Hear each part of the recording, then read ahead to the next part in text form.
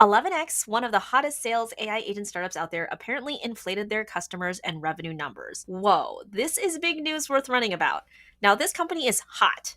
They reportedly were reaching 10 million in ARR, which stands for annualized recurring revenue, just 2 years in, announced a $24 million Series A from Benchmark in September last year, and then raised 50 million a couple weeks later from Andreessen Horowitz in a Series B. But rumors have it that they had massive churn, around 70 to 80%, and customers all over LinkedIn are saying their product was just mid. On top of that, reportedly the customer logos on their website are actually logos of customers who trialed but didn't actually buy the product. And the craziest part of all of this is how they were recognizing revenue in really interesting ways.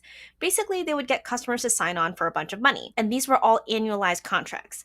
But then they would give the customers an opt-out clause. So basically, you pay like 100K upfront, but in 3 months you can cancel.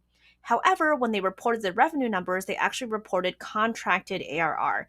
And in fact, if the customer churned later, they didn't actually adjust that contracted ARR number.